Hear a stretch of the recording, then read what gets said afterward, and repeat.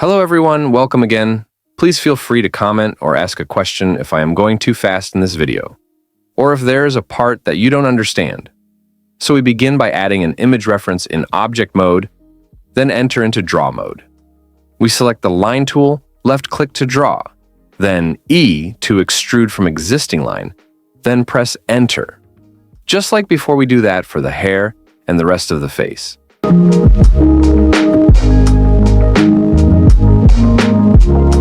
Make sure that his hair is on a different layer, since we will add noise effects to the hair later on. His jacket is also on a different layer.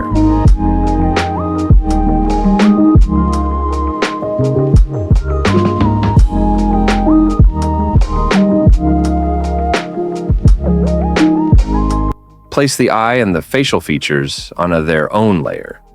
This isn't strictly necessary, but it is a cleaner way to work.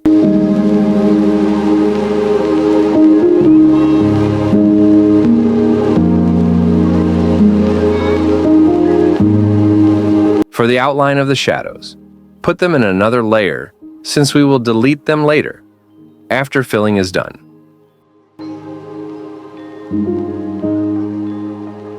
In the Materials tab, create a new material, then draw over the highlights of the hair using the pen tool.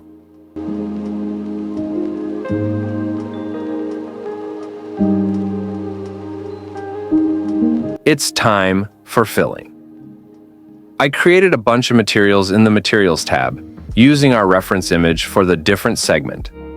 In the Tools section, use the paint bucket to fill in the color. For the hair color, make sure that it's on a separate layer from its outline. You can also place the fill using the pen tool if you want.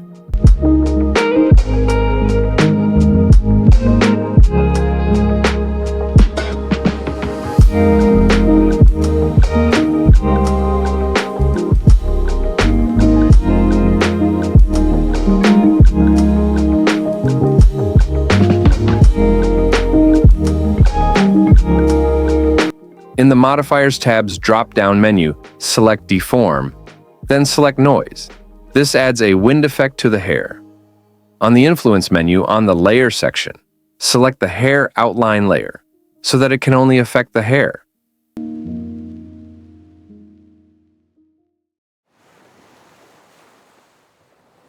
In Object mode, go to Add, then on the drop-down menu, select Image, then select Reference. This is a reference image of his sukuna's transformation. Enter into Object, then trace over his tattoos. Repeat the same process as before.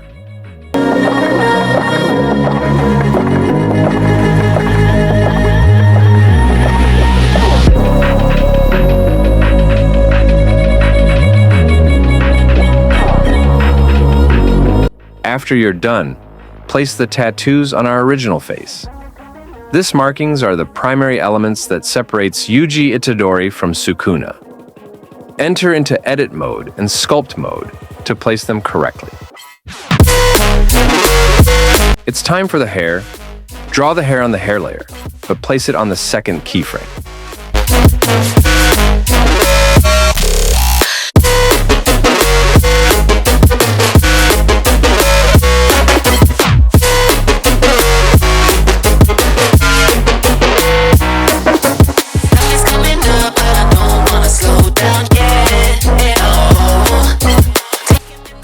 Okay, here we are. We are ready to start rigging. On the Add drop-down menu, select Armature, then select Single Bone. Enter Edit mode, then select the End node, and press E to extrude new bones connected to the first. On the Bones Data Property tab, go to Viewport Display. Then under the Viewport Display, select Display as B-Bone. Select the Bone tab, then on the Bendy Bones drop-down menu, increase the number of segments. This is done in order to make the bones more flexible and curve smoothly. Don't forget to name the bones.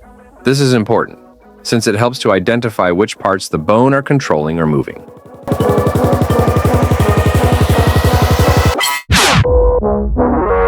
Press Shift-D to duplicate, then S to scale the bones. To attach the bones to our drawing, select the drawing, then Shift-select the bone, and press Ctrl P.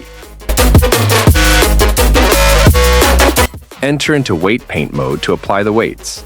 The Data Properties tab, or the drop-down menu above, shows the names of the bones that we want to control our object or drawing. Select the bone name, then begin adding the weights to the part you want the bone to affect.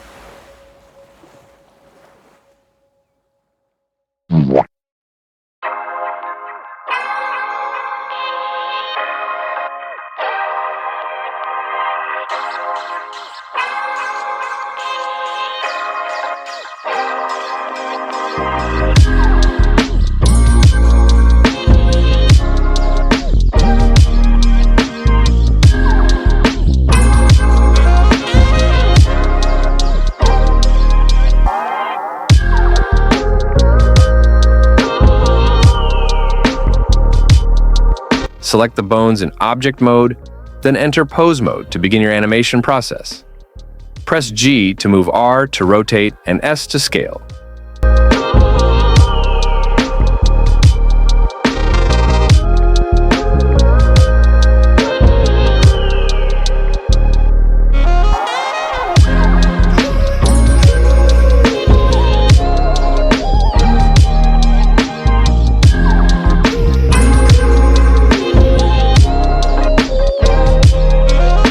Add a background in the Materials tab, and we are done.